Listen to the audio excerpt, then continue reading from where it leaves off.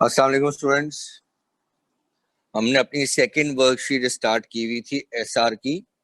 और second worksheet में मैंने आप लोगों के साथ थोड़ा सा एटीसी वाला मतलब जो पैसेज रिलेटेड क्वेश्चन होते हैं वो आपसे डिस्कस करना शुरू किए थे। और हमने कौन से क्वेश्चन तक की डिस्कशन कंप्लीट की थी यार?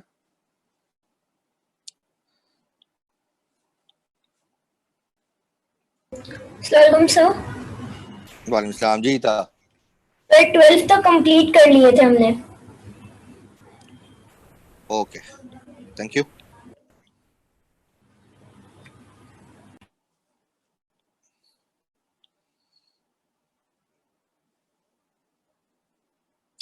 अस्सलाम वालेकुम अंजा। वालेकुम अस्सलाम सर। सर मुझे बस वही बताना था जो आपने पूछा था। अच्छा अच्छा, चलो चलो चलो, ओके ओके।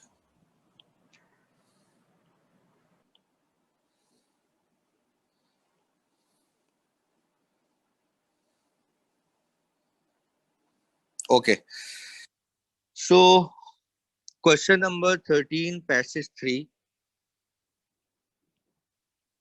भाई आज ये वर्कशीट कंप्लीट करनी ताकि हम तीसरी पे आ सकें। जितनी ज्यादा वर्कशीट्स करोगे उतनी ज्यादा स्ट्रॉन्ग साइंटिफिक रीजनिंग लेके जाओगे। हाँ भाई, क्वेश्चन नंबर 13 का आंसर कौन बता रहा है भाई? शायरों, ये मलाइका बच्ची बहुत अच्छी है, ये सबसे पहले जो है ना बताती है मुझे। यस मलाइका, ए है इसका ट्रायल 1। बिल्कुल एक्सीलेंट आंसर भी बिल्कुल बताया तुमने, क्योंकि मैंने अब आंसर की भी सबसे पहले अपने सामने ही रखी हुई थी। और अरूबा क्या कहती है, मोहम्मद एहसन क्या कहते हैं? एहसन ए है, बिल्कुल सही कहा। अंजा,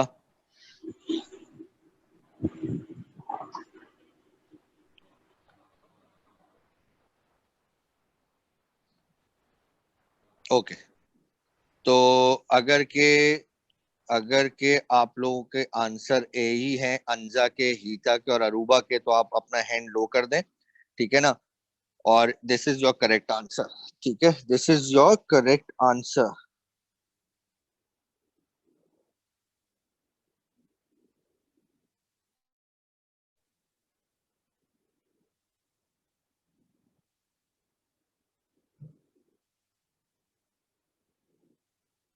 नाउ क्वेश्चन नंबर 14।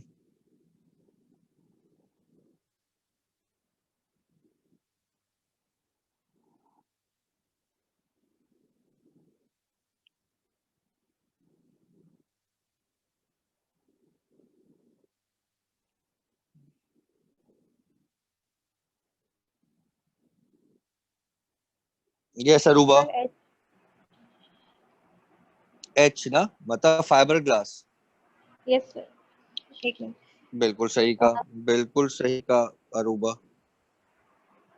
अब आप में से जिस जिस का एच है वो अपना हाथ लो करे, और जिसका नहीं है वो मुझसे पूछे कि सर ये आपने एच क्यों कहा। चलो, बाकी सबका भी एच ही था, गुड हो गया। यानी इसका मतलब तुम लोग बच्चे यार साइंटिफिक रीजनिंग पे ना ऐसा ऐसा कमांड हासिल करते जा रहे हो। Question number 15।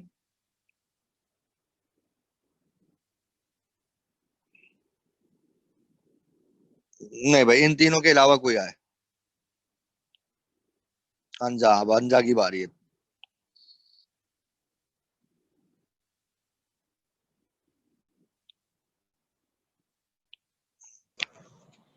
Yes sir Anja. D.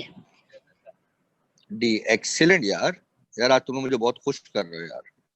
माशाल्लाह माशाल्लाह माशाल्लाह, अल्लाह नजर बद से बचा तुम सबको, ठीक है आमीन आमीन। ना। सो सबका आंसर डी था, ठीक है भाई, गुड हो गया। Question number 16।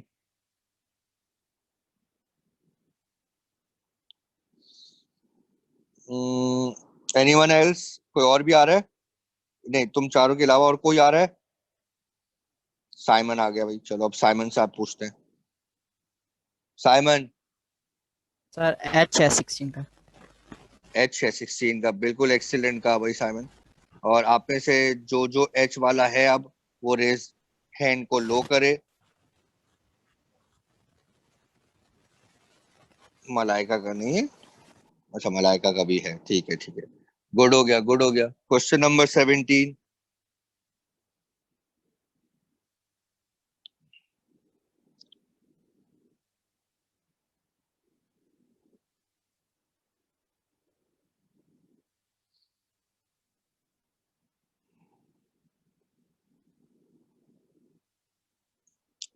यार आज हुजैफा कहाँ है? हुजैफा भाई, जी सर। हेलो, अस्सलाम वालेकुम। वालेकुम अस्सलाम। हुजैफा भाई कहाँ हो आज? सर आज थोड़ी तबीयत खराब है। रोजा है? रोजा तो है। लग रहा है। नहीं, मैं तो ऐड पूरा कर रहा ऐड था बे। नहीं सर, आज सुबह से ही नॉजियाटिक फील हो रहा है। चल, अल्लाह पाक से दे, अल्लाह पाक से दे। नहीं नहीं, आराम करो, आराम सुनते रहो आज से तुम। हाँ भाई। अच्छा जी, तो हम किससे जवाब ले लेते हैं भाई? अरूबा ने पहले हाथ उठाया है, तो अरूबा से बात कर लेते हैं हम। यस सर जी। अरूबा, एक मिनट जाओ। माशाल्लाह, गुड हो गया यार।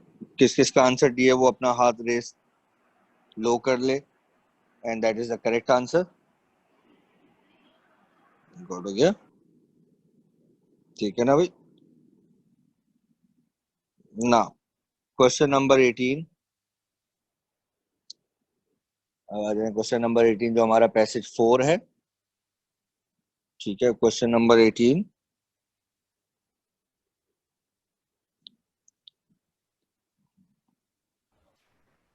सर मलाइका जी। क्या कहती है? जी। जी, जी, इंक्रीज। जी।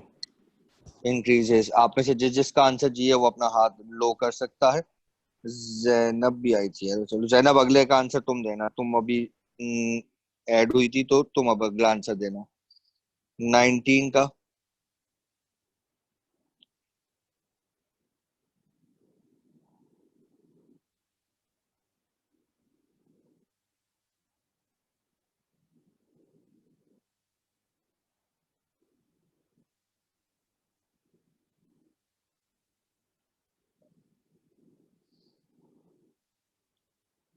ये संजा। तो एक मिनट, एक मिनट अंजा, सॉरी। यस, सर बोलो। सी। सी। सी, 0.12 न्यूटन। माशाल्लाह, गुड हो गया, गुड हो गया। सही आंसर है बिल्कुल।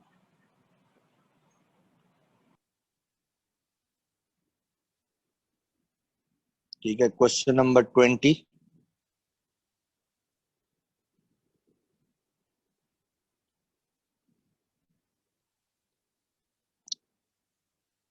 यस जैनब।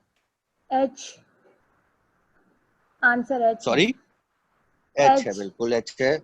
यानी कि cookware brand C and cooking spray brand Y, यही कहना चाह रही हो? ठीक है ना? यानी कि option H, and that is a correct answer. तो आप में से जिसका आंसर एच है वो अपना हाथ रेज लो कर सकता है।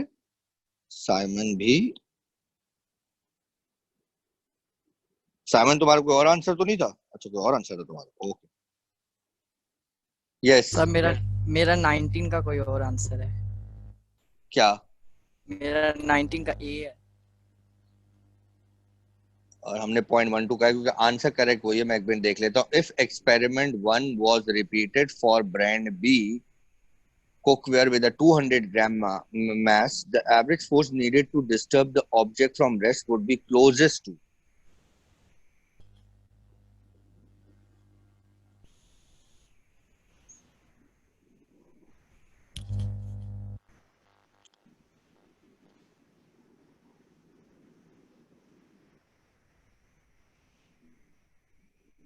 ये रहा एक्सपेरिमेंट 1, ब्रांड बी, मास है 200 के करीब, तो क्लोजेस्ट टू तो जो होगा वो होगा। कैसे मेरे बच्चे? 200 ग्राम। तो मुझे पहले एक बात बताओ, कौन से पर्टिकुलर मास के तुम क्लोजेस्ट ले रहे हो? सर मैंने देखा कि इसमें जो है 150 से 250 के अंदर 100 का डिफरेंस है। ठीक है, नहीं इसका मतलब 150 से ज्यादा और 250 से कम, ये बात मानते हो? Yes sir. अब 150 वाले की एवरेज फोर्स कितनी है? 0.09। Yes sir. और उसकी कितनी है 0.14। Yes sir.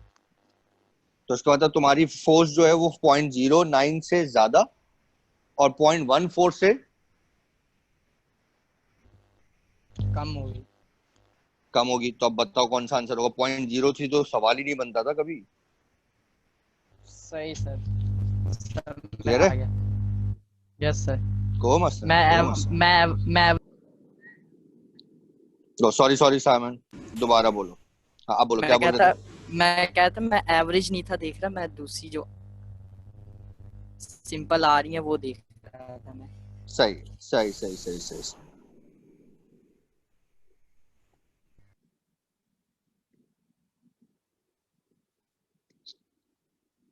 सर मेरा क्वेश्चन 18 का आंसर कुछ और है। 18 जी सर। तुम्हारा क्या है? सर मेरा एच है, क्योंकि सर जब मैंने टेबल देखा ना तो उसके अंदर कोई ट्रेंड नहीं है, क्योंकि पहले वो बढ़ रहा है, फिर वो कम हो रहा है, फिर दोबारा वो बढ़ रहा है। मैं भी देख लूं, जी सर। वेट करो। Question number 18. The result of the experiment to support the conclusion that as the weight of an object increases, the average force required to move it from rest generally. Table 2 में आ जाता हूँ। Wait बढ़ रहा है तो force भी बढ़ रही है। तो इसमें तुमने क्या देख रही है? तुम कहाँ देख, कौन से दो कॉलम से तुमने आंसर निकाला ये बताओ। जो तुम इतना बड़ा बोल रही थी वो कौन से दो कॉलम से बोल रही है ये बताओ मुझे पहले। सर एक मिनट। अगर मैं आपकी जगह पे होता ना तो मैं क्वेश्चन नंबर 18 का आंसर के लिए ना सिर्फ वो दो कॉलम देखता जो कि क्वेश्चन में मेंशन है, एक वेट का और एक एवरेज फोर्स का। सर मैंने एवरेज तो देखा, पर शायद मैंने एवरेज एवरेज तो देखा है, लेकिन मैंने वो वेट की जगह पे ना कोफिशिएंट वाला देखा है, इसलिए गलत हो गया। Sorry sir. अच्छा कोई मसला नहीं, कोई मसला नहीं, कोई इशू नहीं यार। इसमें गलती गलत क्या मतलब है यार, होता है वो तो, इंसान खता का पुतला है। ना क्वेश्चन नंबर 20 के बाद आ जाओ क्वेश्चन नंबर 21। प्लीज आप में से जिस भी स्टूडेंट का आंसर मैं अपनी आंसर की से या जिसका सही हो भी रहा है, जिसने जो मेंशन किया है ना वो बताए, मुझे अच्छा लगता है। उसका रीजन बताऊं क्या है? आप कुछ दो बातें एक्स्ट्रा सीख जाएंगे। एप्टीट्यूड का मतलब एक सही पहचानने का तरीका नहीं, तीन गलत पहचानने का तरीका। नॉलेज ज्यादा आएगी।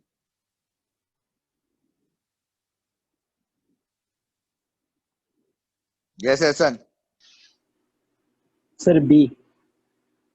B brand Z only. Good हो गया यार। जितनों का आंसर बी है वो यू कैन रेज लो योर हैंड। और सबका आंसर बी है, गुड हो गया। Question number 22।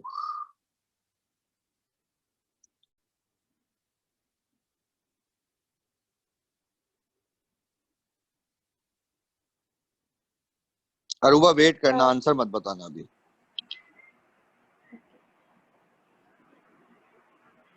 जैनब वेट करना, आंसर मत बताना।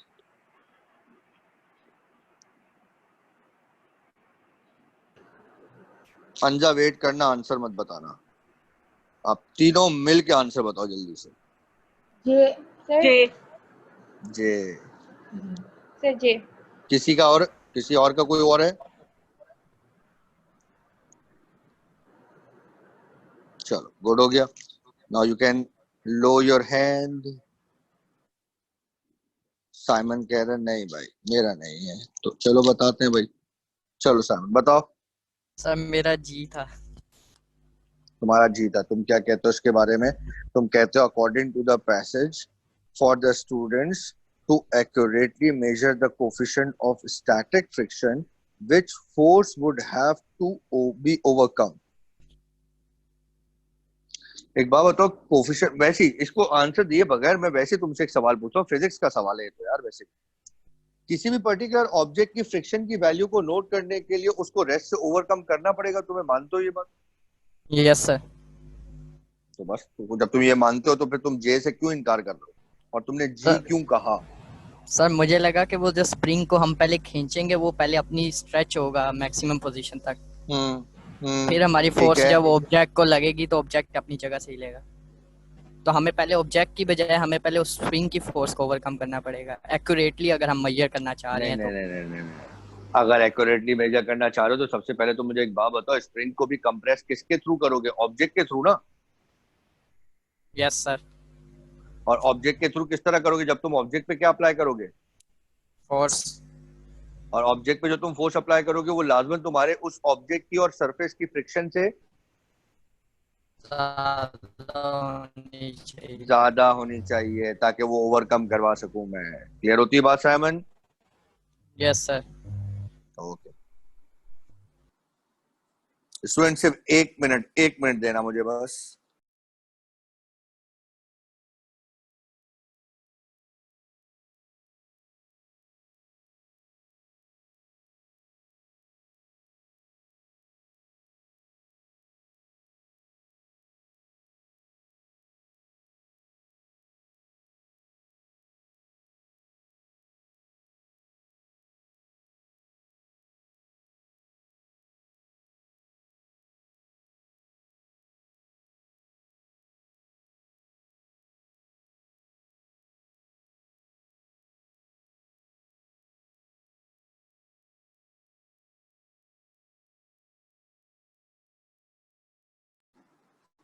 Question number 23।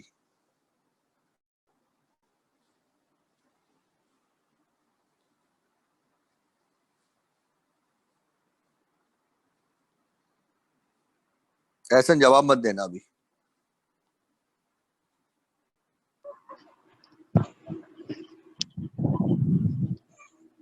अंधा जवाब मत दीजिएगा अभी। साइमन जवाब मत दीजिएगा अभी। हाँ भाई, अब जरा मिल के जवाब दो क्वेश्चन नंबर 23 का। डी। अंजा ने क्या कहा? मैंने डी कहा। तुमने डी कहा, एहसन ने ए कहा। सर मेरा ये है। ठीक है, the correct answer is a. चलो अब जिसका ए है वो रेज हैंड लो कर दे। अंजा तुम मेरे साथ ही रहोगी।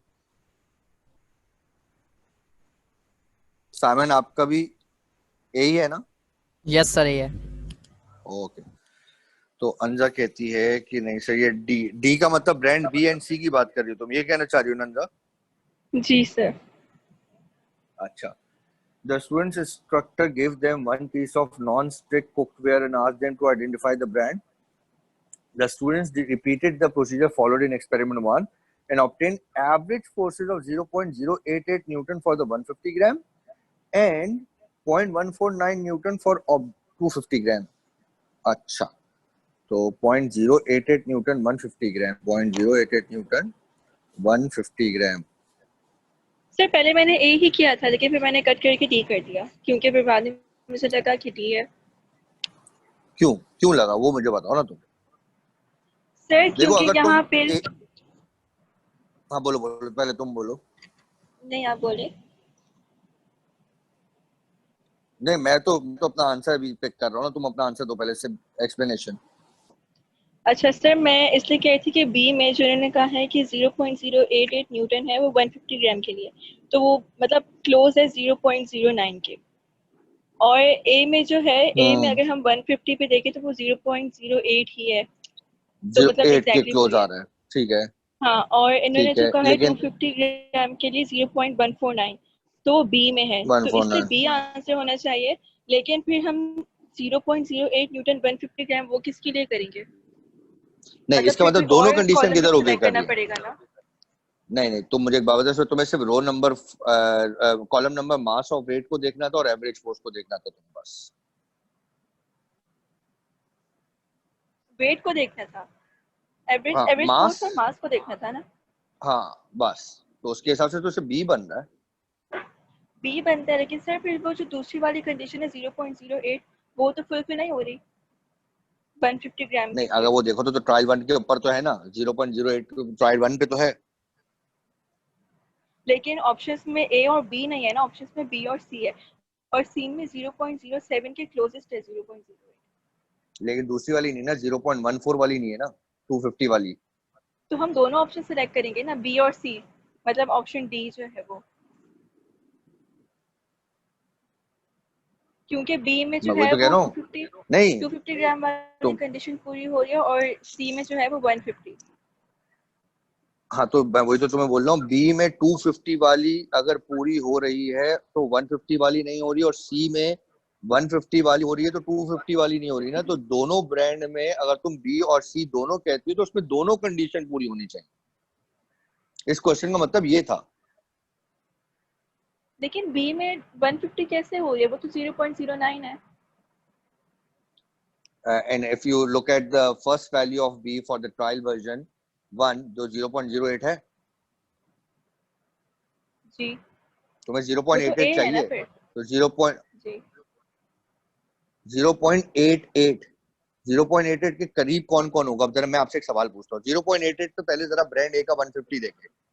0.88 पे ब्रांड ए का 150 देखते हैं, गौर करना। ट्रायल 1 की वैल्यू कितनी है? 0.074। जी बहुत दूर है 0.88 से। 0.085 कितना दूर है? थोड़ा सा दूर है। तीन डिजिट दूर है ना। 0.081 कितना दूर है? 7 डिजिट दूर है। एवरेज कितनी दूर है? 8 डिजिट, 8 डिजिट दूर है। 0.80 लिखिए, 0.88 चाहिए, ठीक है। जी सर। और 0.090 कितने दूर है एवरेज? बी का ब्रांड देखो, सिर्फ 2। 2 डिजिट तो क्लोजेस्ट कौन हुआ? 0.09। समझ आई? लेकिन सर जब भी हम किसी चीज को देखते हैं तो हम कहते हैं कि वो उससे कम होनी चाहिए, उससे ज्यादा नहीं होनी चाहिए। ये तो उससे ज्यादा है ना फिर। नहीं नहीं नहीं नहीं नहीं नहीं नहीं नहीं नहीं नहीं, साइंटिफिक रीजनिंग में if they are asking for the closest value, that means I will pick the value like this. यार वो क्लोजेस्ट कितने हैं, मैं ज्यादा कम को नहीं देखूंगा, मैं क्लोजेस्ट को देखूंगा। तुम कैलकुलेशन नहीं कर रही, याद रखना। तुम क्लोजेस्ट वैल्यू को ऑब्जर्व करोगी। तो क्लोजेस्ट वैल्यू में तुम सिर्फ ये देखोगी कि the value which is given in the question, it is how much close to the value which is given in the table. अब मैं अगर बोलूं कि यार ब्रांड ए वाले की जो एवरेज फोर्स है 150 ग्राम की, वो 0.080 है, मतलब पूरे 8 डिजिट पीछे है। और ब्रांड बी की 150 ग्राम वाली वैल्यू जो है वो 0.090, मतलब सिर्फ 2 डिजिट क्लोज है। सी का तो खाता ही अलग है ना। सी के तो 150 ग्राम की वैल्यू कितनी है? 0.072, वो तो बहुत ही दूर है।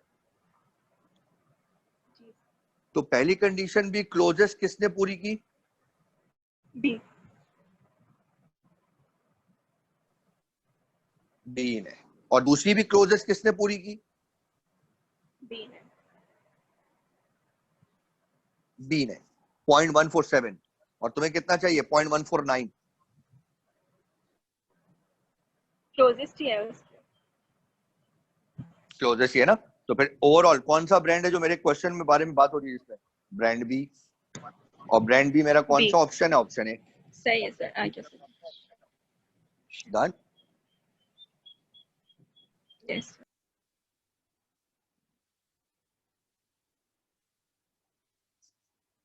अस्सलाम वालेकुम Fatima. Walaikum assalam, sir. Fatima, do you have the scientific reasoning worksheet? Yes, sir, I got it just now. Okay. So Sir, एक और बात बेसिकली बोल दिस इज, बोलो। ये मेरी फर्स्ट क्लास है एसआर की, और एक क्लैश आता है इस क्लास में बायो की क्लास से, तो मैं लास्ट वीक भी नहीं ले पाई थी ये। ओके, तो तुम, Yes. अच्छा मैंने आप सर कायद में हो ना? बोला था। जी बिल्कुल। Okay okay okay. नहीं नहीं, वो बेफिक्र रहो। तुम इसकी टेंशन मत लो। मैं एक काम से पहले ये करता हूँ कि मैं, तुम्हारे पास दोनों वर्कशीट आ गई? पहले ये बताओ, जो दोनों Yes. वर्कशीट हमारी दूसरी चल रही है, दोनों वर्कशीट आ गई। अब आपने काम क्या करना है, मैं थोड़ा सा तुम्हें ब्रीफ इंट्रोडक्शन दे देता हूँ। स्टूडेंट्स, तुम लोग का थोड़ा सा रिवीजन हो जाएगा। एक नई स्टूडेंट है, उसको कुछ बातें पता चल जाएंगी। साइंटिफिक रीजनिंग में टोटल तुमसे आखान में 30 एमसीक्यूज पूछे जाएंगे विदाउट नेगेटिव मार्किंग, ठीक Okay. है। मतलब तुक्के भी मार सकती हो, ठीक है ना। साइंटिफिक रीजनिंग में बेसिकली तुम्हारे पास 3 पार्ट से साइंटिफिक रीजनिंग पूछी जाती है। पहला साइंटिफिक रीजनिंग का जो तुमने, अगर याद, मुझे तुम्हारा तो याद होगा कि तुमने कैंगरू मैच में कभी पार्टिसिपेट किया? Yes. हाँ, कुछ क्वेश्चन इसमें कैंगरू मैच वाले भी होते हैं, ठीक है ना। कुछ क्वेश्चन इसमें, अगर तुमने एटीसी के कभी क्वेश्चन अटेम्प्ट किए? पैसेजेस रिलेटेड जो क्वेश्चंस होते हैं? ठीक है, नहीं। नहीं। एटीसी वाले क्वेश्चन आते हैं। सैट का अगर तुम लोग पेपर दो 1 या 2 में से, तो उसमें क्वेश्चन में आते हैं वो एटीसी के क्वेश्चन, पैसेज रिलेटेड क्वेश्चन होते हैं। और तीसरा पोर्शन होता है साइंटिफिक अप्रोच क्वेश्चंस। ये 3 बेसिक हमारे बेसिकली साइंटिफिक रीजनिंग के टॉपिक हैं, टेबल ऑफ कंटेंट हैं, जिनके ऊपर बेस करते हुए हम लोग जो है मुख्तलिफ वर्कशीट्स को सॉल्व करेंगे। जिसपे जो पहली वर्कशीट मैंने दी थी वो थोड़ी सी टेक्निकल वर्कशीट थी। जो मैंने अभी ये दूसरी वर्कशीट दी है वो एटीसी बेस्ड है। ओके। ठीक है, इसका देखो फातिमा, इसमें कोई सब्जेक्ट की कैद नहीं है। मतलब इसमें मैं तुम्हें सिर्फ प्रैक्टिस दिलवा सकता हूँ कि जितनी मैं ज्यादा से ज्यादा तुम लोग को वर्कशीट्स कराऊंगा, उतनी ज्यादा तुम्हारी अच्छी साइंटिफिक रीजनिंग हो सकती है। तुम्हारा अब काम क्या है, ये मेरा तुम्हारे साथ 1 to 1 होगा। दैट इज कि आप दोनों वर्कशीट्स को सॉल्व करो, ठीक है ना। एंड देन मैं जैन सर को बोलते हुए, तुम्हारा टाइम टेबल देखते हुए, कोई एक एक्स्ट्रा क्लास रखते हुए, वो दोनों वर्कशीट्स का हम एक जर्नल डिस्कशन करते हुए आंसर्स डिस्कस कर लेंगे। और जो आंसर सही होगा वो आगे बढ़ते जाएंगे, जो आंसर नहीं सही होगा उस पर मैं तुम्हारे आंसर करेक्शन की रीजन बता दूंगा कि आंसर ये क्यों है। ओके, सही है। ठीक है ना। So now be the part of the sequence. तो अभी तो मैं मतलब 5 क्वेश्चन ही रह गए हैं, ठीक है ना। But you can actually mark the answers जो मैंने इस वक्त तुम्हारे सामने मार्क किए हैं 13 से लेके 23 तक। And I will share the answer key in the WhatsApp group too. मैं व्हाट्सएप ग्रुप पे भी भेज दूंगा दोनों की आंसर कीज, ठीक है ना। तो तुम मुझसे देखते हुए अपने आंसर्स को मैच करोगी, और तुम मुझसे 1 to 1 प्राइवेट मैसेज करते हुए मुझसे आंसर, जो भी तुम्हें क्वेश्चन में मसला हो, मुझसे पूछ लेना, ठीक है।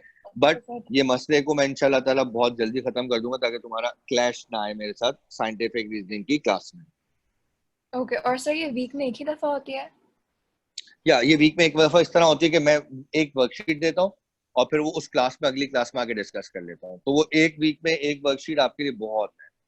अगर अभी देखें, अभी शुरू शुरू में मैंने थोड़ा सा पेस हल्का रखा हुआ है, क्योंकि पहली दफा ये कंपोनेंट आप लोग सब पढ़ रहे हो। कभी कभार टाइम का भी आपके पास मैनेजमेंट आपको सीखनी पड़ती है, और अगेन आपके बहुत सारे सब्जेक्ट भी साथ चल रहे हैं। लेकिन आहिस्ता आहिस्ता इसके पेस को बढ़ाएंगे। मतलब तकरीबन मेरे हिसाब से मेरे पास कोई 20 से 22 वर्कशीट्स हैं साइंटिफिक रीजनिंग की, जो मैं अभी भी बोलता हूँ कम है। मैं और भी ऐड करता जाऊंगा। जितनी ज्यादा करोगे उतनी ज्यादा अच्छी है। It's all about your mind. Scientific reasoning का component is all about your mind, के उस वक्त तुम्हारे टेस्ट में तुम्हारा जहन कितना चल रहा है। ओके, और सर रीडिंग और अंडरस्टैंडिंग होनी चाहिए ज्यादा? बहुत रीडिंग। ज्यादा। और सबसे बड़ी बात, ये मैं तमाम स्टूडेंट्स को बोल रहा हूँ, not only for Fatima, her scientific reasoning के पोर्शन को आपने 25 मिनट से ज्यादा नहीं देना, 25 मिनट से ज्यादा 30 एमसीक्यूज को नहीं देना। होते हैं ठीक है, नहीं होते तो तुक्के मार के अपने सेक्शन को कंप्लीट कर ले, ठीक है ना। लेकिन टाइम वेस्ट मत करना, ठीक है। क्योंकि याद रखिएगा, को पहले तो दुआ करना कि अल्लाह पाक एटीसी वाले क्वेश्चन कम से कम आए। एटीसी वाले मतलब वो जो पैसेज रिलेटेड क्वेश्चन होता है, उसमें पढ़ना बहुत पड़ जाता है, ओके। ठीक है ना। सर ज्यादातर जो टेक्निकल वाले, जिस तरह पहली वाली वर्कशीट हम सबने की थी, ठीक है ना, वैसे क्वेश्चन आ जाए ना तो उसमें पढ़ना नहीं होता, उसमें जो क्वेश्चन में लिखा होता है उसी को देखते हुए आंसर देना होता है, ठीक है। लेकिन ऐसा होता नहीं है, एटीसी के क्वेश्चन भी आते हैं, ठीक है ना। तो उसमें ये ध्यान में रखिएगा, आपकी टाइम मैनेजमेंट, अपने आप को भी, जब मैं आपको वर्कशीट दिया करूँ ना, उसमें मैक्सिमम 28 से ज्यादा क्वेश्चन नहीं होते। अपने आप को आप भी फातिमा रिस्पेक्ट करिएगा, and rest of the student भी, कि वर्कशीट जब सॉल्व करा करो तो 25 मिनट से ज्यादा नहीं लगाओ। ये तुम्हारा टारगेट होना चाहिए। अभी नहीं, अभी नहीं, पहली 2 वर्कशीट पर भी बिल्कुल भी मत करना टाइम मैनेजमेंट। पहली 2 वर्कशीट में सिर्फ क्वेश्चंस का अंदाजा लगाओ। आहिस्ता आहिस्ता आगे जाते हुए जब मैं बोलने लग जाऊं कि अब आज के बाद से वर्कशीट पे 25 मिनट से ज्यादा नहीं लगेंगे, तो फिर नहीं लगेंगे, 1 मिनट भी ज्यादा नहीं लगेगा। जितने क्वेश्चन होते हैं खुद से हो जाए, बाकी तुक्के मारेंगे और फिर क्लास में आगे डिस्कस करेंगे। ओके सर, जो AKU का फॉर्मेट होता है पेपर का, उसमें कितने क्वेश्चंस आते हैं? देखिए, basically there are 2 components in the test. The first is science component, जिसमें फिजिक्स, केमिस्ट्री और बायो के आपके कोर्स वाले एमसीक्यूज होते हैं, और हर सेक्शन का 20, केमिस्ट्री के 20 और बायो के 20, टोटल कितने एमसीक्यूज हो गए? 60। और ये वाला पोर्शन जो है वो नेगेटिव मार्किंग रखता है। ओके। ठीक है, हाँ। जो दूसरा कंपोनेंट है वो है रीजनिंग का, जिसमें 2 कंपोनेंट्स हैं, मैथमेटिकल रीजनिंग, जो कि जनरल मैथ्स वाली तुम मेरी क्लासेस ले रही हो, और एक साइंटिफिक रीजनिंग। मैथमेटिकल रीजनिंग के भी 30 एमसीक्यूज होते हैं, 30, और साइंटिफिक रीजनिंग के भी 30 एमसीक्यूज होते हैं, यानी कि 30, यानी कि अगेन इस कंपोनेंट में भी तुम्हारे पास कितने एमसीक्यूज हो गए? 60 विदाउट नेगेटिव मार्किंग। ओके हर इंडिविजुअल कंपोनेंट में ये बाकी भी सुन ले थोड़ा सा, हर इंडिविजुअल कंपोनेंट में आपकी पासिंग क्राइटेरिया 70% से अबव होनी चाहिए। यानी मेरी बात समझे आप लोग सारे? Physics, chemistry, maths, general maths, scientific reasoning, हर किसी में आपके मार्क्स 70% से अबव होने चाहिए, याद रखिएगा। नहीं होंगे मतलब आपने फिजिक्स क्लियर कर लिया, केमिस्ट्री कर लिया, मैथ्स कर लिया, जनरल मैथ्स कर लिया, साइंटिफिक रीजनिंग में आप 70% से ऊपर नहीं ला पाए, आप ओवरऑल फेल डिक्लेयर किए जाएंगे।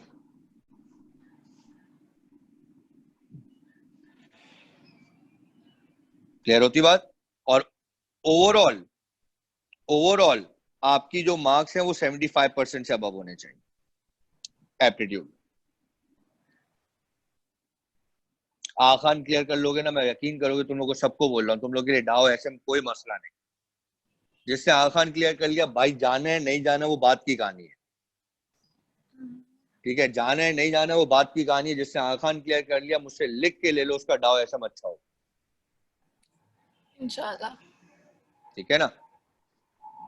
और इस पे टारगेट रखना है 70% अबव, ओवरऑल 75%। मैंने ऐसे स्टूडेंट भी देखे हैं जिनका यकीन करोगे ओवरऑल मतलब वैसे सब में आपके पास क्लियर कर गया, ठीक है, तो ऑब्वियसली बात है तो 75% से अबव भी आ जाएगा।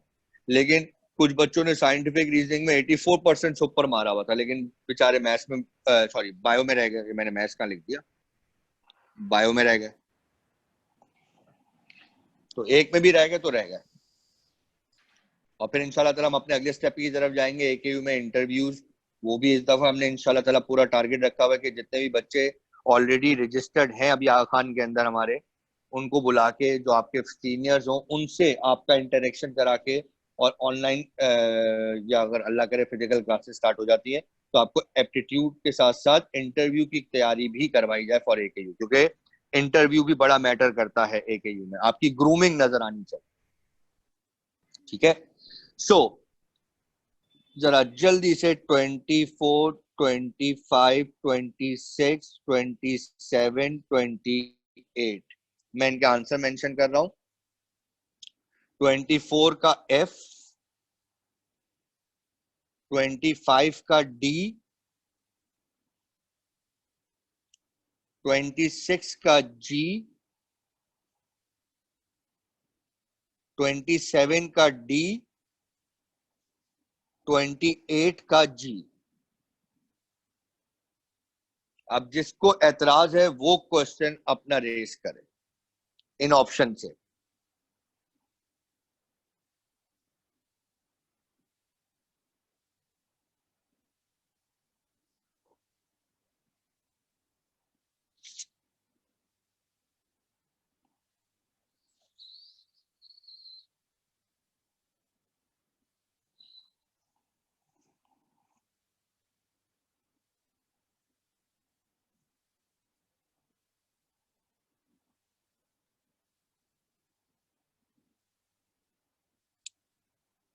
मोहम्मद हसन बदरी, मैं तुम्हें क्यों नहीं अनम्यूट कर पा रहा? हाँ, यस मोहम्मद हसन। सर मुझे सिर्फ ये पूछना है, क्वेश्चन 24 में पूछा है क्या, मुझे समझ में नहीं आया। एक minute. Which of the following sets of rose bushes served as the control in experiment number 1?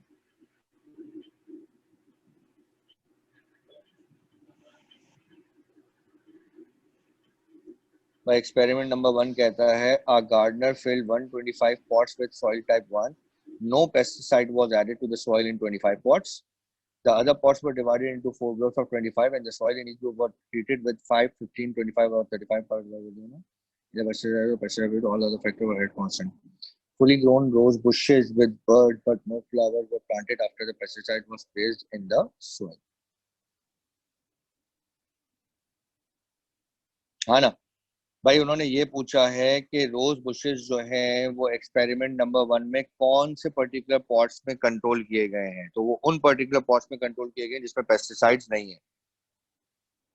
ये तुम्हें नजर आ रहा है, fully grown rose bushes with birds but no flowers were planted after the pesticide was placed in the soil। ऐसन इस line में तुम्हारा answer था which is F।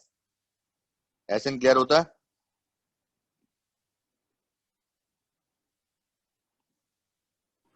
Sir repeat करें, आपने क्या कहा? एक्सपेरिमेंट नंबर 1 की 6th लाइन पढ़ोगे।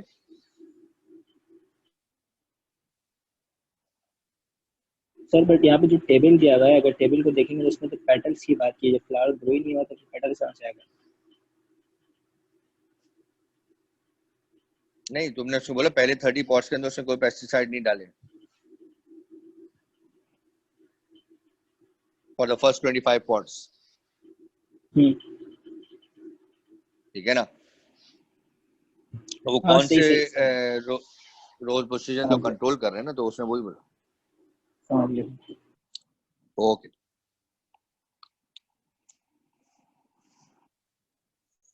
यस अंजा।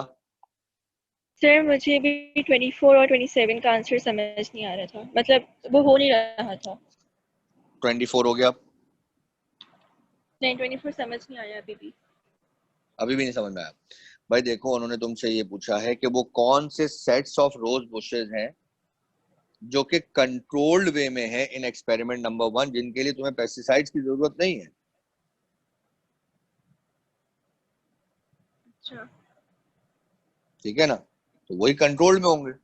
वो उन्होंने लिखा भी क्या है, fully grown rose bushes with birds but no flowers were planted after the pesticide was placed in the soil. ठीक है।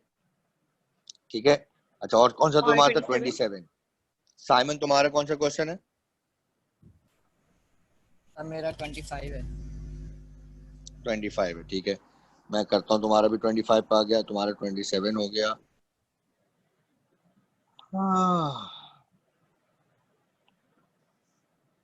यस है ना? आपका कौन सा क्वेश्चन है?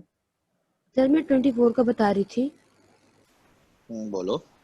कि सर यहाँ पे लिखा हुआ है पेस्टिसाइड डोज जो है वो नन है, तो नंबर ऑफ none है। पेटल्स जो है पेस्टिसाइड ए और पेस्टिसाइड बी में दोनों में 14 है। तो मतलब अगर हम कोई पेस्टिसाइड हमने ऐड नहीं किया तो फ्लावर जो है वो कम्प्लीटली ग्रो कर रहे हैं, तो ये कम्प्लीटली कंट्रोल हो गया यहाँ पे सिंपली। तो फिर ये सर ऑप्शन है करेक्ट है ना? हाँ, गुड है, एक्सीलेंट, अच्छी एक्सप्लेनेशन थी। 25 की भी दो चलो तुम। सर 25 को क्या 25 की तुम मेरा आंसर? अच्छा, तुम सॉल्व ही नहीं किया। अच्छा जी। अच्छा अंजा भाई, क्वेश्चन नंबर 27 में ये कहता है, assume that a rose bush was grown in soil treated with varying doses of a third pesticide C। अच्छा, वो है भी नहीं, कहाँ है पेस्टिसाइड C? अच्छा, वो नहीं के बना, सही है।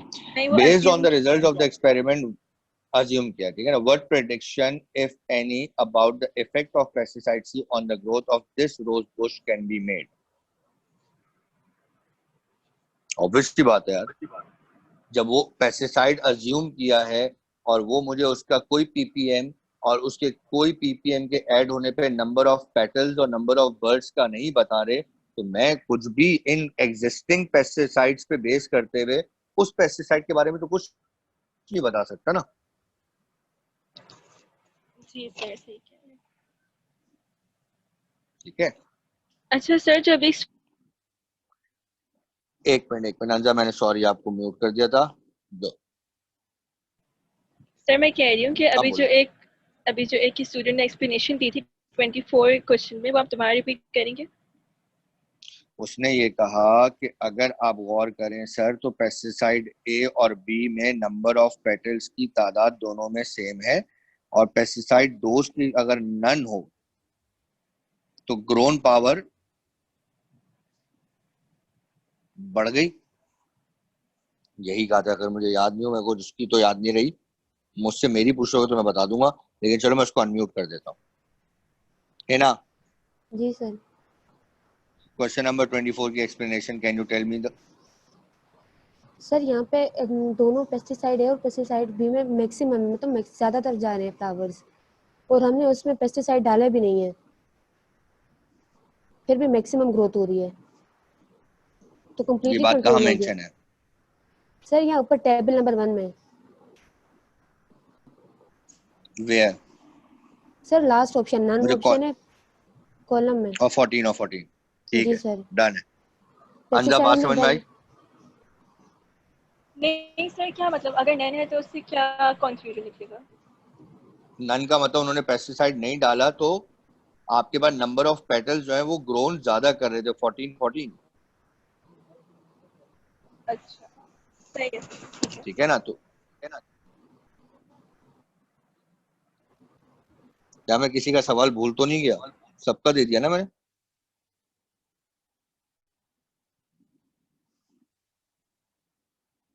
नहीं। साइमन, तुमने कौन सा क्वेश्चन पूछा था? साइमन, साइमन कहाँ गया?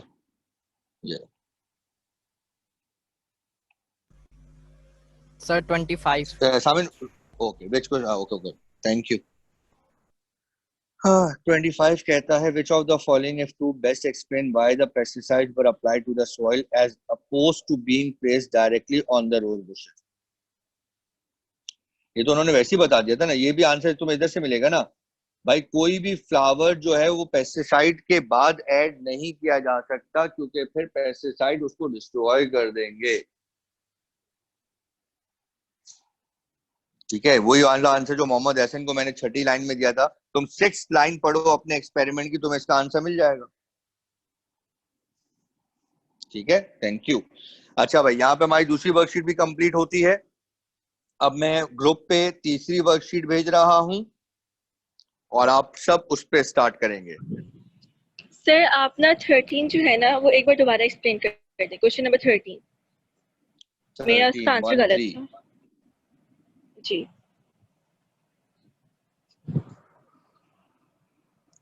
According to the information provided heat flowed. यार मलाइका ने तो पूरा पैसेज पढ़ा होगा ना, मुझे तो टाइम लग जाएगा। मैं एक बार जब मलाइका को बोला, सर एक मिनट मुझे मलाइका, पैसेज खोलने दें, एक मिनट मुझे पैसेज खोलने दें, मेरे पास पैसेज खुला हुआ नहीं या है। Sure sure sure sure sure.